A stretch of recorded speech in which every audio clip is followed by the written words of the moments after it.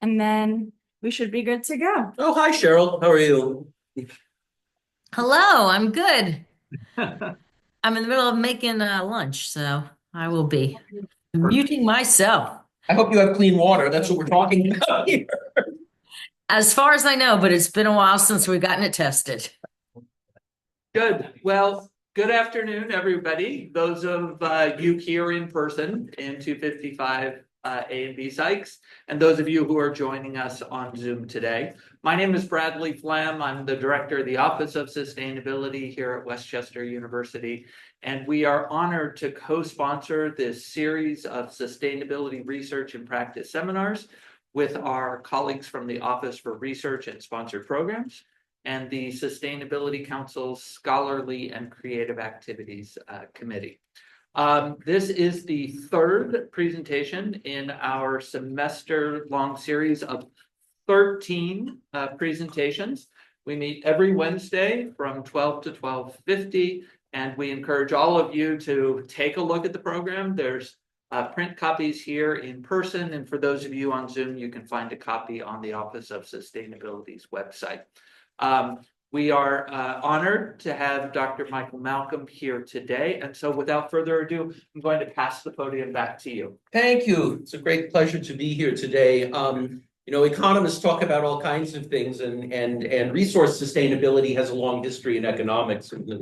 Alfred Marshall was writing about this in the late 1800s. And of course, water is the perennial resource issue. So I'm very honored to be here and to present in a sustainability context.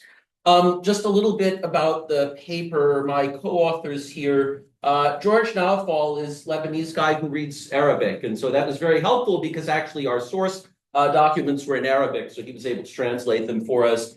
And so I worked for 6 years in the United Arab Emirates. That was my first job after I finished my PhD. And video was so George was my colleague there, and video was one of our students, actually, who now has a PhD from Oxford. So I guess that's the real success is when your students end up more successful than you are. I have no idea why she's still working with us. At some point, she's going to realize it's not worth it anymore. But thankfully for now, she still enjoys working with us. So this is our team that we have working on it.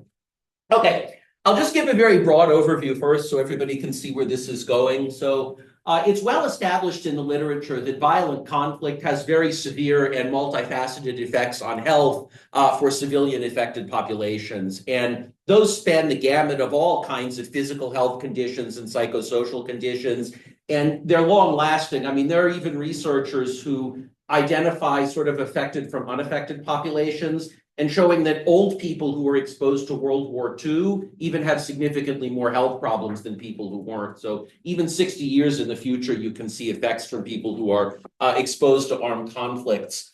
So if we're talking about health, the second thing that we're trying to add here is that access to clean drinking water is generally recognized to be one of the most important determinants of public health. Now, the idea of this paper is that two could be an intermediating factor for one, right? Because if violent conflict disrupts access to people's clean water, then that could explain at least part of the long-term link between violent conflict and health. So the fact that there's a correlation there between conflict and health is something that's well established. The linking mechanisms are not 100% clear. And researchers have started to recognize that those effects are going to go beyond the direct effects, like, life loss and property damage. And it's going to include more indirect effects. And one of them could be lack of access to clean water. And so the starting point for this paper is, and we'll present some of this, there seems to be a lot of anecdotal evidence of violent conflict disrupting people's access to clean water, but there's been very, very little systematic study of that link. As far as we could find, only one paper somebody's worked on this systematically, and it was a very kind of a different approach. And so our context here is going to be in the Middle East. So, all right. So overview, just clear statement of the question. We want to know the relationship between intensity of armed conflict where the household is living and the way that they're accessing drinking water. So our data for this is 73,608 Iraqi households that were sampled in 3 different years. I'll talk about the survey design later. The method here, look, if everybody's exposed to the same level of conflict everywhere, it's hard to study cause and effect, right? So the idea behind Iraq is that the locus of conflict there has shifted. So you have certain populations that at certain times were heavily affected by conflicts, whereas other periods, those geographical areas would have been safer. So basically the method is you can compare people who are and who aren't exposed to a lot of conflict near where they live, and we use some geolocational methods for that. And then you can, from that, you can link that to the way that they're getting their water. And so the main result, just preview here, is that households in conflict affected areas are going to be less likely to use public sources of water and tanked water, and they're going to be more likely to use bottled water, which is safe but expensive, and so that can create an economic problem. Or they're more likely to just use piped water at their home because you don't have to travel to access it. The problem is that it might not be safe. And so it seems like there's a trade-off between safety and accessibility of the source. Would piped water refer to well water from that location, or is it? No, so I'm gonna give the survey options in a minute. Yes, I'll be specific about that, I promise. Yeah.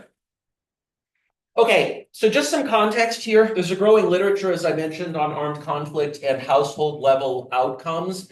And if you think about water conceptually, it could lead households in different ways to reconfigure their water sourcing.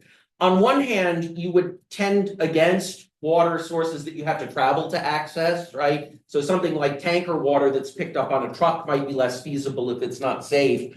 On the other hand, during conflict also disrupts household budgets. And so perhaps households don't have money to buy the safest sources of water. The other thing to point out is that, again, there could be trade-offs between these things. You might ideally, for safety reasons, try to access piped water at your house, but it might not be safe. And we'll talk about that in a minute. During times of violent conflict, you actually literally have physical damage to infrastructures, hard to get chemicals, hard to get supplies to make repairs. And one of the big things that people pointed out is brain drain of staff. So, I mean, if the engineers all pick up and leave because it's too dangerous to live there, hard to make repairs. And so lack of access to clean water has very serious health consequences. Just a brief introduction to the setting here. First, we'll talk about the Middle East in general, and then we'll talk about Iraq specifically. So the Middle East is, of course, a very water-stressed region, and water is a perennial source of conflict there. So the United Nations calls the Middle East the most water-scarce region in the world, and 17 of the countries there fall in the lowest category of water access, what they call the water poverty line. Famously, water stress was a big causative factor behind Syria's civil war in 2014, and there's documentation that it creates a very wide array of political and social problems owing to scarce resources. By the way, just quick, we're not going to focus too much on this, but note the possibility of a chicken and egg thing here, because conflict could disrupt access to water, but on the other hand, access to water is a major source of conflict. So you can have two-way causation running there. The setting in Iraq. So Iraq, even before it was embroiled in so much conflict, was a place with high water stress. And there is direct evidence that we'll present in a minute of conflict-related disruptions that have deprived millions of its citizens of access to clean water at various times. So Iraq has experienced, of course, high levels of conflict since 2003. However, importantly for our research strategy, the geographical locus of that conflict shifted. Around 2003, of course, it was mostly the aftermath of the US invasion. At that time, if you know Iraq, Baghdad and the southern places were very dangerous. The northern areas, which are mostly dominated by Kurdish people, were actually relatively safe during that time. Around 2014, 2015, which is when we have another wave of this survey, that had totally shifted because the violent conflict at that time was related to ISIS, which heavily affected the Kurdish areas in the north, whereas the southern regions were relatively safe at that time. So you had various populations exposed or not exposed at different times to conflict. So that's sort of the research strategy, is to consider those differences. Another important context here is that Iraq has a very young population, and it's well known that the costs of conflict fall disproportionately on children and women. So and Iraq has a very young population. All right, just a little bit on the prior literature here. So as I said, we're sort of taking two kind of well-established links, and then we're sort of combining them together. So here's the first one. The literature on the relationship between water and health, I mean, you could have a whole course devoted to that. So I don't think very many people disagree that water is an important determinant of public health. So according to these guys, waterborne pathogens are the single most common vector for disease globally. And there are studies linking dirty water with a whole array of health problems. So cholera, typhoid, hepatitis, dysentery, polio, guinea worm, child wasting, which is being underweight, are all associated with dirty water. There are a lot of mechanisms for that. One important one is especially for infants. Reconstitution of infant formula with dirty water is something that's really a problem. And the effects of lack of access to water go beyond even physical health. So it's a lot of research on psychosocial impacts. And that research, again, points to a disproportionate issue for women and children. So overall, the UN just says, top line, access to clean water is associated with higher levels of education. It's associated with lower expenditures on health, and it's associated with more robust economic growth. So if top line is that you want economies to grow, it seems pretty convincing that access to clean water is a component of that. Good. Okay. So ultimately here, you can't really measure, so in our paper, we'll talk about this, we can't really measure safety. We're really measuring water source and then kind of inferring something about safety. The link between the two is there, but not as clearly as you think it. Okay, so if you use UNICEF's definition, UNICEF says people should have potable water and they should have access from an improved drinking water source. Their definition of an improved drinking water source is one that by nature of its construction or through active intervention is protected from outside contamination, right? The problem is that many researchers rely on that definition, and there's been recent work showing that that is not really a sufficient condition for the water being drinkable, and that moniker, improved system, can actually mask considerable variation in the quality of water, right? So you could both have access to what UNICEF would say is an improved system, but your water is a lot safer than his is. So yeah. As far as conflict and water quality, I'll give some specific sort of anecdotal information from the Middle East in a minute. As far as we know, there's only been one systematic top-line study of this. And this guy, Gates, who's been doing research on conflict for 50 years, basically looked all around the world and did a macro study. I think it was 146 countries, and he looked at this over 50 years. And he pretty much just statistically estimated the correlation between percentage of people who have access to clean water and the amount of violent conflict, right? And he showed just top line that a conflict that's associated with 2,500 battle deaths on average creates a 1.8% reduction in access to potable water, right? Now, there's really no information about what the mechanism is that's underlying that. This is just really a top-line correlation between the two. So the purpose of this study is basically to take this question and extend it and to go a little bit deeper into some micro data at the household level and see what the mechanisms are behind this relationship between water and conflict. So just some anecdotal evidence from the Middle East. So there's good reasons that we would be studying this. One of the biggest examples is Gaza, where they have a lot of lack of access to clean water. And if you talk to the people there who manage the water systems, they tell you a few specific things that are going to come up in different contexts here. Physical damage to infrastructure, right?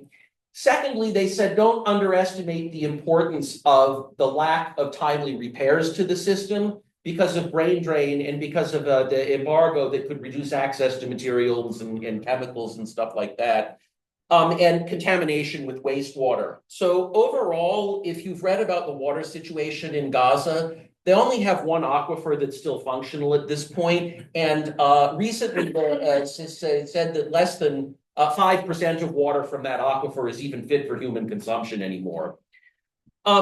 In Jordan, where they have had a large influx of refugees from people who are conflict affected in different places, the overstress on the water system, because the number of people who are living there as refugees has created a population there that exceeds the carrying capacity of their water infrastructure. And so people in Jordan have pointed out literal physical damage to the water infrastructure just because it's being overstressed from the number of refugees who have moved there.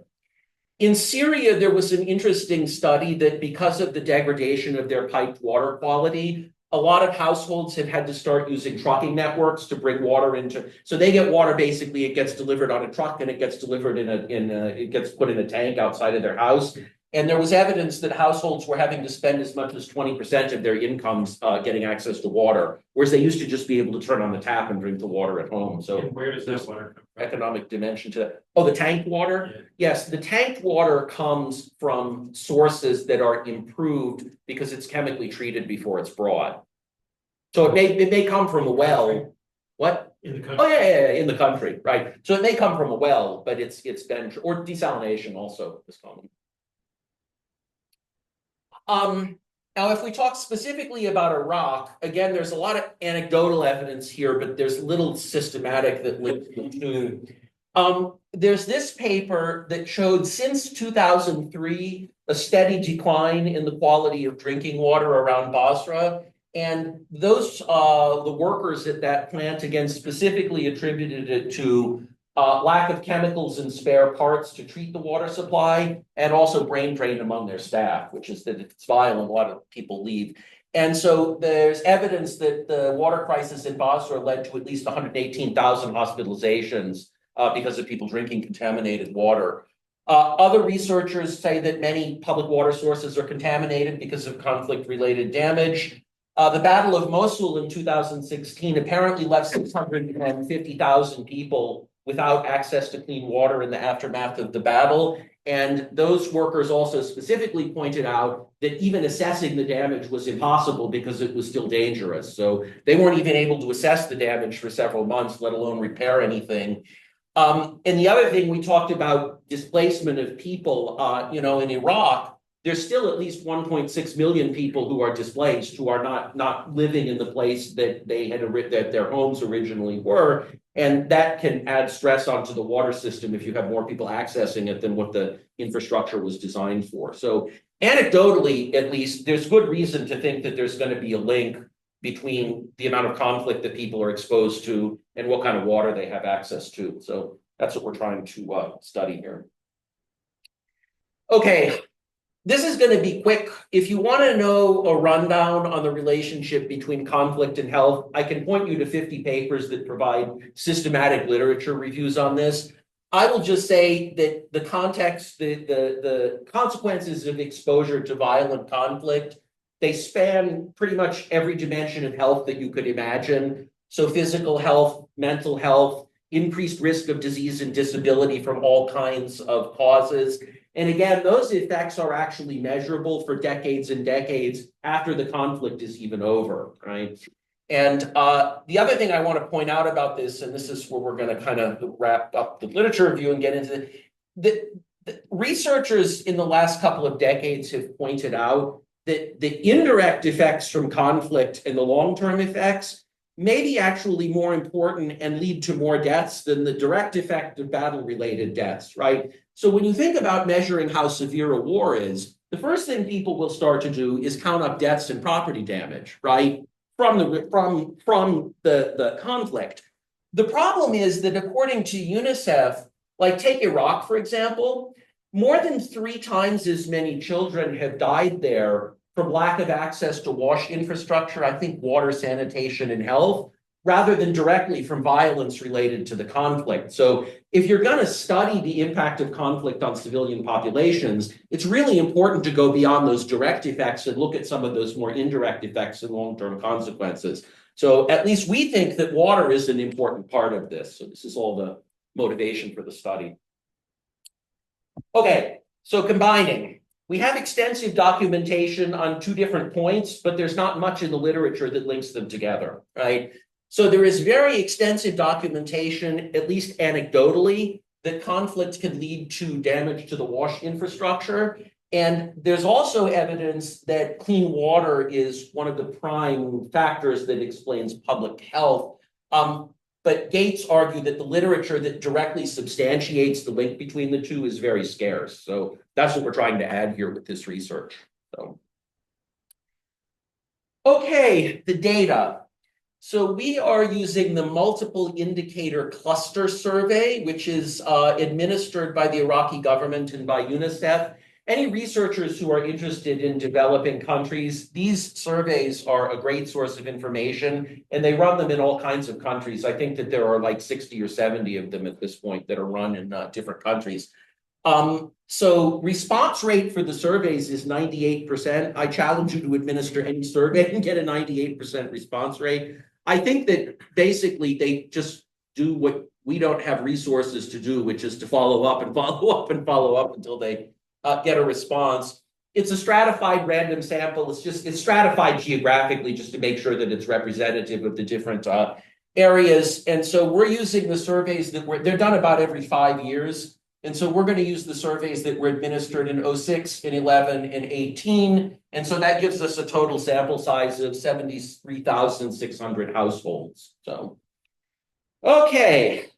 Now I will answer your question, which is what kind of water sources exactly are we talking about? So I asked like I said, the survey, they give you the raw document itself is actually in Arabic. So I was fortunate to have a colleague who read Arabic.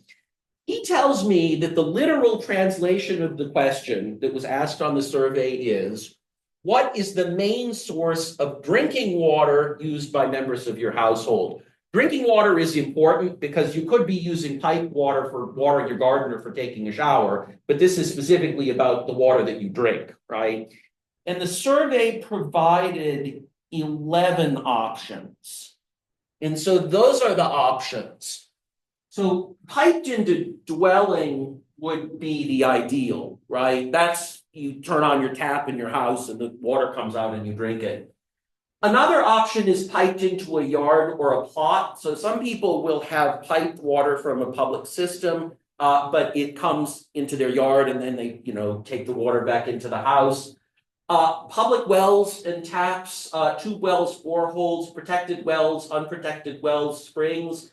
So if we think about classifying these two I would call piped water in the sense that you're getting water that's piped right into your house. These I would call public sources of water, right? So you go somewhere to a public collection area to get the water.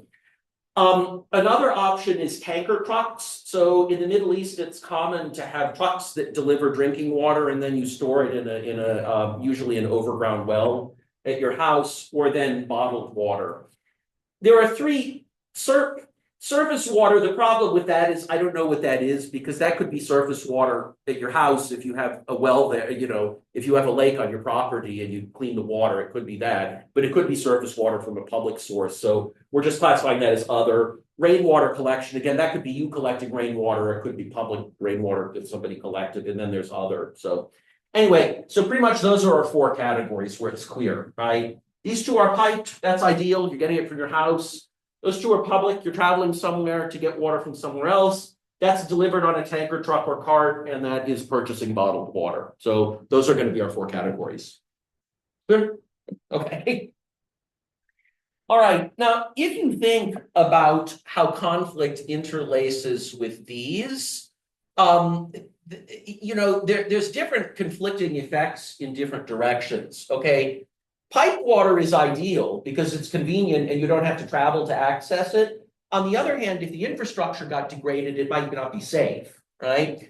Now, public water sources are typically going to be treated with chemicals so they're safe. Problem is that those could require travel to crowded areas, so that would pull against those. Tanked water similarly requires use of the road network in order to carry it. Now, bottled water is generally safe. The problem is that households, may be facing constrained budgets during conflict periods. So it could create financial problems. And it's also possible you have to go to the store that you could have to travel to acquire bottled water. So conceptually, if you think about the relative merits of each of these choices and how they're affected by conflict, there are some ambiguities there, right? On one hand, you could argue more this, but on the other hand, you could argue more that. So that's the classic example of a question where you want to start doing research. I always tell my students that, right? If you tell me that when broccoli gets more expensive, people buy less broccoli, that's not an interesting research project because I already knew the answer to that question, right? Here, conceptually, you could imagine that there are different effects pulling in different directions. So it's worth studying statistically. So the idea here is to link our X variable, which is conflict exposure, to the water sourcing choice, which is our dependent variable. Okay, so I talked about how we measured water sourcing. Now, how are we measuring conflict? Okay, so here's the specific measure. We took this from the literature and from people who are much smarter than us. We do consider some variations on this. So essentially, this survey records the place where the households are living, right?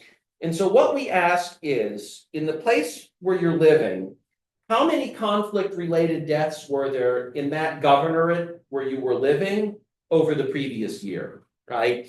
And so it's basically number of conflict-related civilian deaths per thousand population in the governorate where the household is located. So we're basically using GIS to geolocate the household, and then we're asking where that household is living, how much conflict is there around where the person is living. And then again, following the literature, we define high conflict as a household that lives in a governorate that's above the 75th percentile of conflict in the country for that year, right? So to be clear about the method, if we take the 2011 survey year, what we're doing is we're finding basically the highest quartile of conflict of governorates, basically states exposed to conflict. And then the households that live in those regions, those are going to be the conflict affected households. So now, as far as using casualties as a measure of conflict intensity, that's common. You could argue that that's not the ideal measure, but like anything else, data availability and consistency is an issue, right? And so, I mean, it would be nice to measure injuries or number of bombs that were dropped. Somebody suggested that. If you can find somebody who measures that, I would be happy to see that. So many researchers use casualty data just simply because it's publicly reported and because it's consistent across many different kinds of conflicts. Okay. So that data on casualties comes from the Iraq Body Count Project, which is a geolocated database of every single conflict-related civilian casualty in Iraq since 2003. So these guys get information from all kinds of sources, from media reports, from government reports, and they have this database where they've tagged every single civilian casualty from conflict since 2003. Now, importantly, there's very high variation, right? Some regions in some years actually reported zero casualty-related, conflict-related casualties. As I said, like the Kurdish areas following the Iraq War were very safe. I mean, Saddam Hussein had essentially lost any ability to govern those. They were almost self-governing at that point. On the other hand, I think this is in Baghdad right after the war. Look at that, 2.68 per thousand. That's a huge number, right? So that's like out of every 1,000 people that you live in a given year, 3 of them would have died related to conflict, civilians. So big distribution. And as I said, importantly, the geographic distribution changed, right? So in 2006, it was mostly the southern areas around Baghdad that were dangerous. Kurdish areas were safe. Then in 2018, it was mostly ISIS-related violence. It flipped then. That was mostly affecting the north and not the south. So you have different populations affected at different times. Okay, so methods here. So anybody mind if I make fun of RFK for a second? No, okay. That's Junior, yes. Senior. So no, junior. So, okay. Listen. If you just say, okay, this is an area with conflict and this is an area where people source their water this way, that doesn't prove very much. Maybe they were going to source their water that way even without conflict. That's like RFK who says, well, here there's a vaccine and here there's autism, so therefore the vaccine must be causing the autism, right? So we know that correlation is not the same thing in causation. So one of the most common techniques that's applied across the social sciences to get around this issue is a statistical technique called difference in differences. And basically the idea behind difference in differences is this. You sort of try to construct an experiment. If you have two regions, and I mean, they could have a different baseline level of safe water access, for example. One of them was conflict exposed and their safe water access went way down. Another region wasn't conflict exposed and their safe water access went up. That's a better argument for conflict having an effect, right? So what you're doing is you're not really saying, okay, it's like your area, they have conflict and they don't have clean water. Your area, they don't have conflict and they do have clean water. Well, maybe that would have been the case even without the conflict. But if you can compare, some areas have a lot of conflict, other areas don't have conflict, and you can show that there are changes in access to clean water that differ across those two areas, that's a more convincing argument. So that's, I won't get into technical stuff, but that's basically the idea behind difference in differences. And so to be explicit here, our Y variable is the household's water source. And so we listed the different sources earlier. Our X variable is whether or not the household is exposed to high conflict. And then we're also controlling for just the standard things in this literature. Head of household age, head of household gender, education. The one thing that you would think that a socioeconomic survey would ask is income. But crazily enough, this survey does not ask for household income, which is really bizarre, and we cannot figure this out. Like the one socioeconomic variable that you really want to know. The closest proxy that we have in what other researchers use is number of bedrooms per household member, with the idea being that households that are bigger and have more bedrooms per person, that's sort of a proxy for being wealthier. I agree that that's not ideal, but unfortunately the survey didn't ask the question we wanted. And also whether that household is in an urban area. All right, so here are the results. These numbers don't matter, so there are going to be two slides with results here. What I want to observe here, so that's a dummy variable for whether there's high conflict where the region, where the household is. I want you to notice two things here only from this line: statistical significance and the signs, okay? So essentially, all of these are statistically significant at conventional levels. That's what the stars mean on tables in economics. That's the convention. The other important thing is the signs, right? So basically, if you're in a high conflict area, that increases the probability that you're going to use piped water and increases the probability that you're going to use bottled water, but it decreases the probability that you're going to use public water and decreases the probability that you're going to use water that's carried on a truck. If you want to know how much it increases or decreases it, here we go. So these are actually the kind of estimates that we came up with. So households in high conflict areas, there's about a 2% higher probability that they're going to use piped water, about a 0.8% reduction in the probability that they'll use public water, 1% reduction in the probability that they use trucked water, and about a 5% increase in the probability that they're going to use bottled water. So presumably the interpretation of this is that people during conflict periods are less likely to want to travel to access water. Because to me, what the public water and the tanker truck water have in common is that you have to travel either to access it or to deliver it. So it seems like there could be potentially a trade-off of safety for accessibility.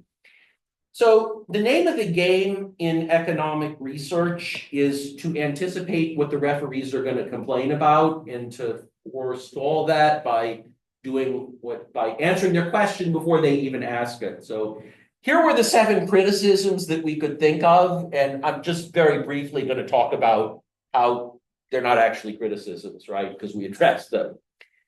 Some people may not like the fact that we measured high conflict as the amount of conflict 365 days prior, right? The idea is it could take some time to respond to whatever is going on. So we did it different ways. We looked at contemporaneous conflict. We also looked at conflict 2 years ago. The results don't change. Use of piped water rises in any case. Now, bottled water is an interesting one. It goes up in the short run, but down in the long run. I think there's a reason for that, because the immediate thing that you're going to do is, shoot, we don't have water, let's go out and buy water. But that may not be sustainable into the long term, right? Because it's expensive. We contrasted the effects by household characteristics.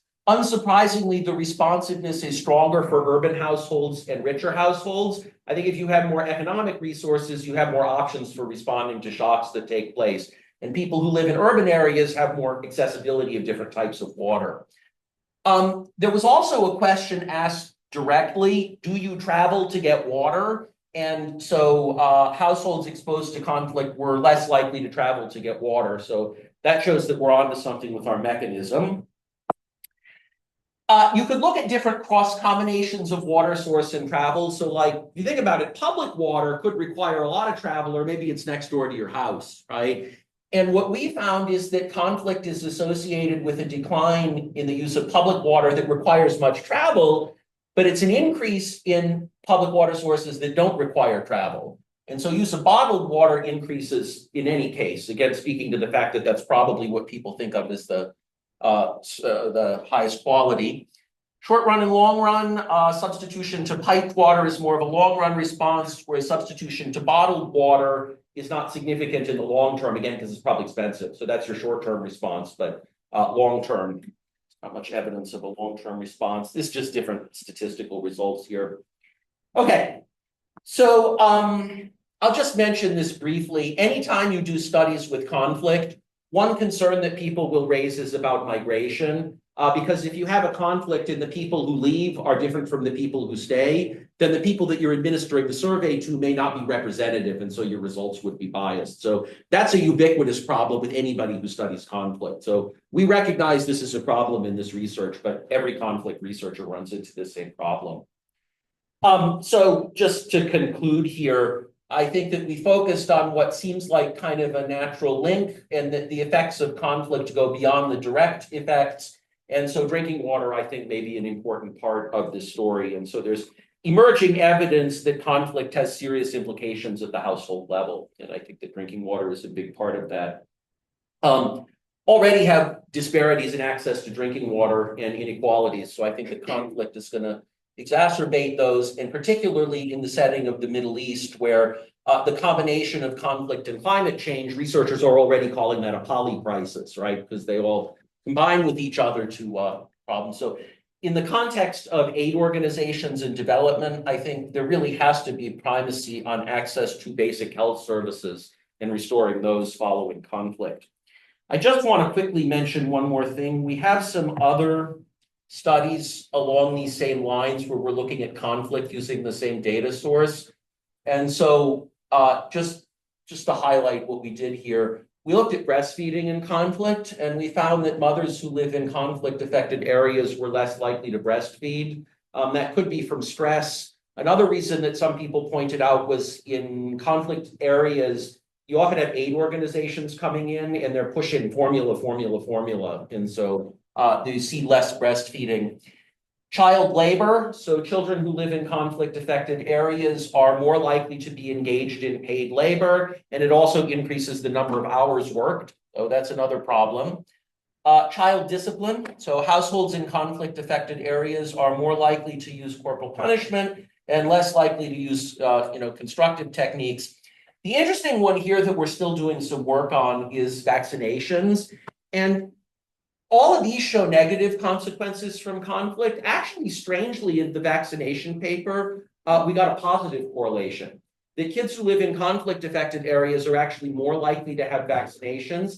And I think the reason for that is concentration of resources from aid organizations after a conflict. So if you're coming in to restore health services, oh, by the way, while you're here, don't you think we should vaccinate your kids for polio? So actually, it seems like the conflict-affected kids actually have more access to some of these health resources. So I'm happy to answer any questions, chat about this. No? Oh, it's kind of flat, but Oh.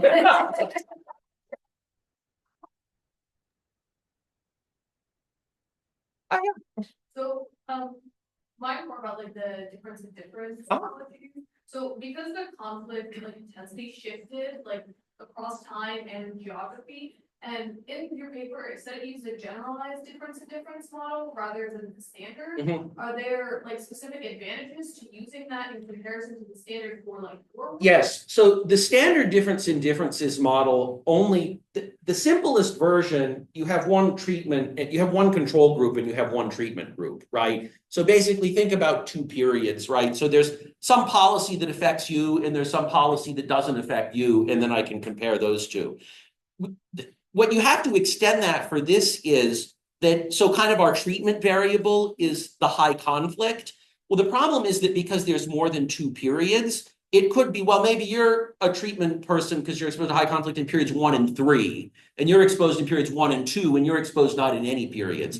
So basically, because we have more than two periods, and because you don't have the same, it's exactly because of the reason that you said, because you don't have the households in the same areas being the conflict affected households from one year to the other year, you kind of switch who's the treatment group, right? So essentially, like normally, like I said, the simple setup, you have one treatment group and one control group. In the generalized setup, the treatment group is kind of constantly shifting, right? So that's pretty much what generalized difference in differences is it takes that basic technique, but it extends it to allow people to switch between treatment and control status multiple times. So yeah, so that was necessitated by the data structure. So I know that the response rate was showing 98%. You talked about how like that's almost unheard of. What was the actual like surveying techniques? Were they going to villages? Yes, yes. Were they door to door? Yes, it's door to door. So basically UNICEF did it in connection with local government agencies, and it's door to door. So I believe that the survey, I believe what happened was they knocked on the door, and for different pieces of the survey, they actually interviewed different members of the household. So for example, when we looked at the child discipline stuff, those questions were asked of whoever was the child's primary caretaker, right? So they would start with the head of the household and maybe ask them about, I don't know, how many hours you work a week and stuff like that. Then they'll say, would you direct me to the primary caretaker for the child? And then they would ask those relevant questions. So yes, so it was door to door, it was in person, and they asked it to, it's at the level of the household. And so they asked it to the member of the household who was most able to answer the question. So that requires a lot of resources to do that. That's why you and I could never do that. So thankfully UNICEF did it for us. Like I said, if anyone does research on this, it's really. I have a question online if you're able Oh, hi, yes, sure. You mentioned that in certain conflict areas, your data showed that things like vaccination were actually heightened compared to other areas, which was encouraging from a public health standpoint. And I was wondering if you thought with the diminishment of certain programs like the USAID program and also other countries such as the United Kingdom, which has to put in more defense spending and is scaling back on some of those developing nation aid programs. Do you think that trend or might reverse itself to a certain Yes, degree? 100%, because in our research for this paper, we actually talked to some practitioners in the area, because initially we were confused by that result, right? I mean, mostly the literature would say that conflict has negative effects on health. So when we see a positive thing, we were really confused in trying to come up with an explanation. So we actually talked to practitioners in the area, and that's exactly what they told us, which is that resources concentrate there after conflict, and so they vaccinate people. Yeah, I think it's reasonable to say that if those resources go away, that those kinds of interventions and other public health interventions, that the quality of service would be degraded. Absolutely. Thank you.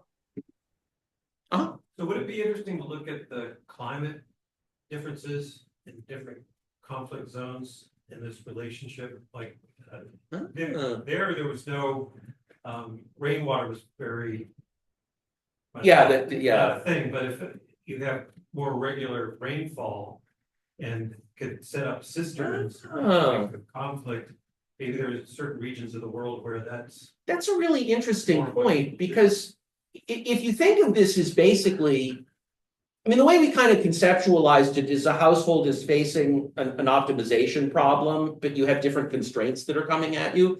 So I guess if you have an easy way to get around one of those constraints, which is, okay, I can collect rainwater from a cistern and I can filter it, then yeah, that could offset some of this. That's really interesting. Like going to the Congo and seeing what people in that conflict zone might do, for example. Would you like to work on a paper about this? So- No? Okay. I believe the survey is administered in the Congo, so yeah. No, that's really interesting. Yeah. Yeah, I think you have a point, which is that the setting in the Middle East, yeah, because if you're already starting from a baseline of not having a lot of access to water and it's, yeah, good point. Yeah. So one of your robustness checks, found that the households are less likely to travel, to get water in these conflict zones. Mhm. Yeah, so were you able to kind of tell the difference if this was like because of the direct conflict or because of like the economic challenges posed by the conflict? That's- So, like, No, we can't tell the difference. The question was just, did you travel to access water, yes or no? And if you did travel, how many minutes did it take to travel? So, but no, I think that you're pointing out that's right. There could be a multitude of different things that would explain that, right? So yes, absolutely. Could be because it's dangerous, could be because you can't afford gasoline. Yeah. And I was going to add to that. Hi, it's Cheryl. Hi. It could be connected to the head of the household. Like, whose role is it to get water, right? And is that a gendered coded job? I That's know a in really some important- societies it is. No, that's a great point because I think I've heard in Africa that a lot of these development projects that aim to get local water supplies, that's one of the things that they say, which is essentially that the women in those communities are Mhm. using up so much of their time just to go collect water that they can't be engaged in other activities. So no, I Yeah. think that's a really good question. I wish the survey asked whose responsibility it is, but you know what we could do, which is interesting. The survey does differentiate between households where it's a woman versus a man who's the head of the household. And in particular, there are a lot of missing men, either from conflict-related deaths or because they have emigrated to find work opportunities. And so I think what you said really, that's a good question. I think that would be good to study with this data set to see if female-headed households are different from male-headed households. Good, really interesting. Yeah, but I'm also not volunteering to do that study. Oh, okay. Are there any particular policy recommendations that come out of this? Because UNICEF and other aid organizations and national and provincial governments operating within conflict situations are already very stressed to provide all kinds of services, educational, food, water, healthcare.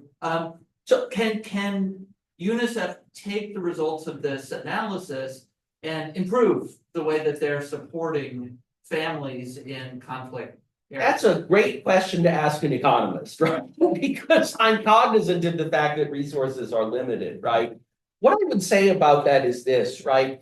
The way that we think about an economic model with limited resources is you're always looking at where are you going to get the most bang for your buck, right? So if I have $1 and I spend it on, rebuilding somebody's house, or I have $1 and I spend it on rebuilding the water infrastructure, where are you going to get the biggest bang for your buck? And I think that this paper is just maybe adding a little bit more weight to the infrastructure improvements. Other papers that we have, like with respect to breastfeeding and child discipline, there's evidence that psychosocial support is really, really underfunded in situations like that. And that's what really creates those long-term consequences. So I think to answer your question, resources are scarce, but I think that this is just maybe a little bit more evidence if you're going to wait restoring. Because if you think about it, a lot of the other services that they try to provide after conflict is over, like maybe psychological support or help getting a job, you can't do that if you don't have access to basic sanitation systems and clean water. So I think that all the time because you're drinking. yes, because you're sick, because you're drinking dirty water all the time. Yeah, and so I think that this kind of illustrates that those other relief efforts have to take place in the context of a society where people at least have access to basic services. So We are at 12:50 and we usually pause at this point if people have to leave to get to another class. If there are more questions and you have a few more minutes. yeah, I'm happy to stay. So And why don't we, one more time, thank Professor Malcolm for giving us this time. This is a much better reception than I get from any economics conference, I can tell you that. And are there any other questions? Great.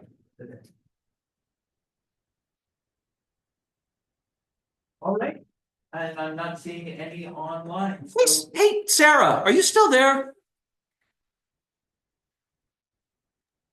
Sarah, hi. Yes, yes, hi, yes. Were you my student at one point? Probably not. Oh, okay. I've never I swear I had a Sarah Paler one. So. it is not a common name, but I did not go to undergrad here. Ah, okay. Well, then that would rule it out. So, Yes. Did Thank you you. study in the United Arab Emirates? maybe not in the UAE either. Thank you. Thank you so Yep. much. Thanks, everybody.